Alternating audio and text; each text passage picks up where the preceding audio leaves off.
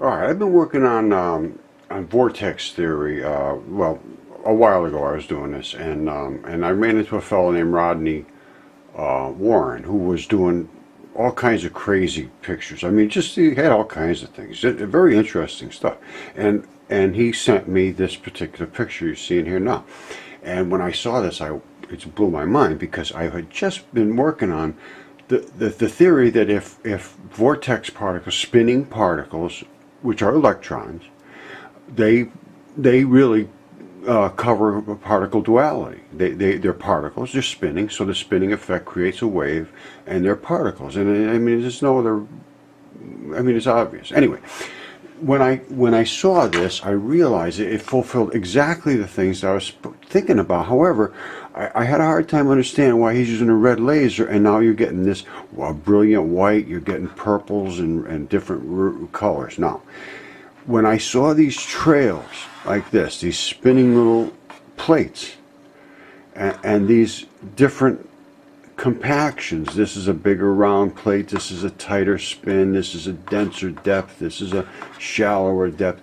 I found out that what Rodney was doing was this is from a slit experiment, and he's using a pulsed red laser. It's just red laser, and you expect to take a picture of it's red.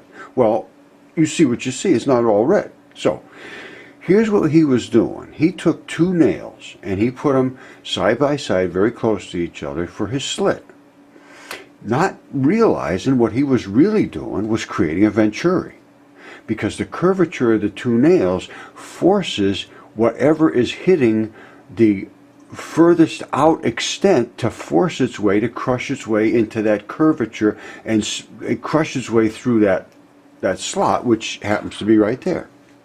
Now, something about light is 186,000 miles a second it's supposed to go, and that's where it goes, and that's it. No, but that's not true, and it's understood it's not true. What it can do is if it hits a certain other medium, it'll slow down, and that type of thing. And in this particular thing, what happened, I believe, is the original coming through there on the other side of the slit. Think of this now, it's crushing itself and pinching itself, the same thing it does in a gasoline carbureted engine, and that atomizes the gas. Well, in this case, it's going to crush it together. And the only possible thing that can happen is it has to accelerate.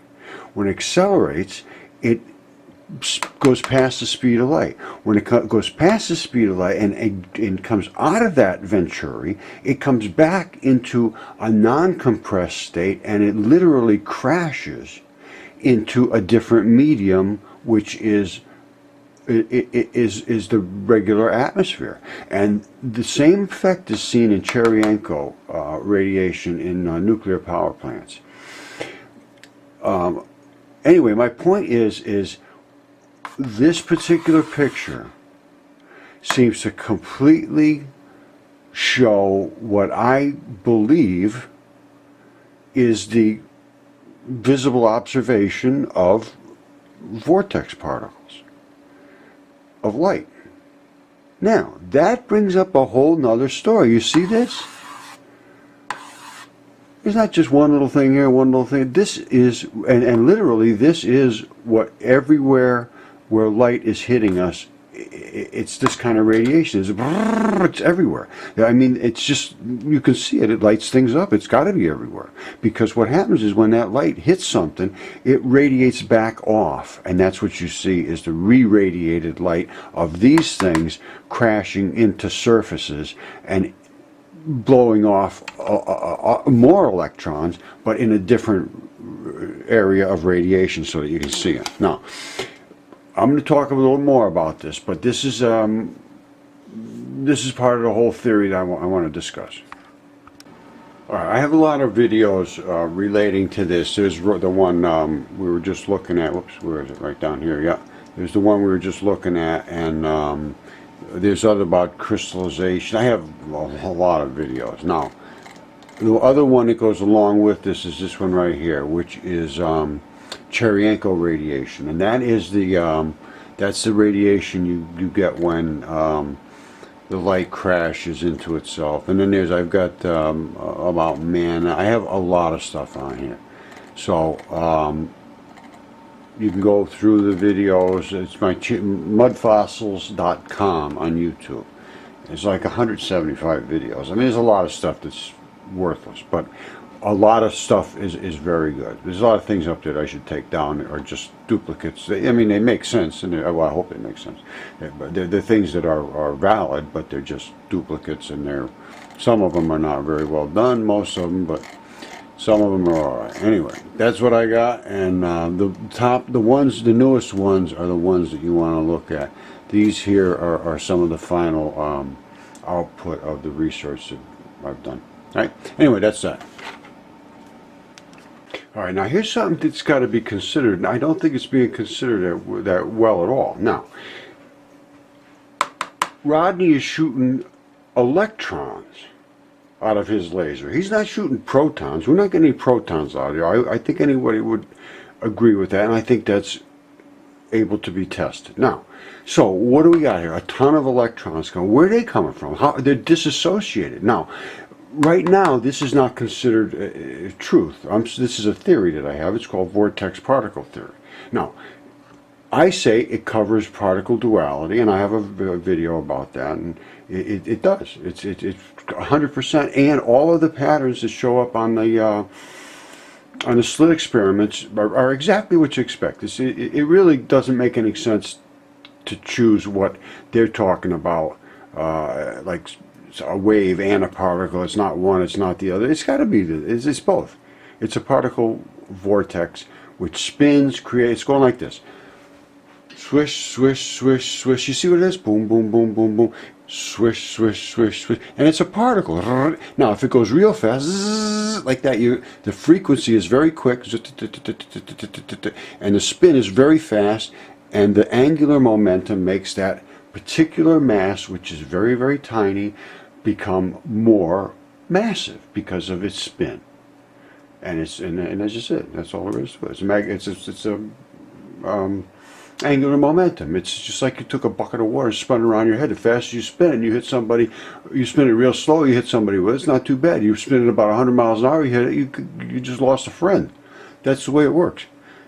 It continues to build as it spins faster and faster. It's exactly what you observe right here. You can see that's more of a spin than this is. That's longer and deeper and more impactful and more energetic and more higher in color. I mean, there's nothing there that isn't correct. That's the thing. There's zero here that does not make sense. So I think somebody should look at it, but nobody has responded. So, but anyway, that's just the way things work. All right, there's the speed of sound. It's in feet per second. It's 1126 feet per second. All right, and that's just like the speed of light is 186,000 miles per second. Now, I have a problem with the way I have. I have a video up here, and I have a problem with relativity and mass and electromagnetic radiation, massless. It's absolutely not massless, and that's what it's considered as massless radiation is light, and it's not massless. It's an electron, and it's obvious because when they hit these kind of Crookes radiometers, they spin them. I mean, there's something's hitting it. There's a mass there. When they hit these solar cells, they create electronicity. They're electrons hitting them. They're just not some silly unknown wave and particle that is part of something that nobody knows about. There's no such thing as duality. It's ality. It's only one. It's a particle spinning in a circle, and as that particle spins, it spins around. See, I'm spinning, spin, spin, spin. Well, what am I doing at the same time? If I'm moving forward, I'm creating a wave, up and down, but it's spinning at the same time. I hope you can see that. Now, when that happens, it creates angular momentum, and the faster it spins, the stronger the force and all that business.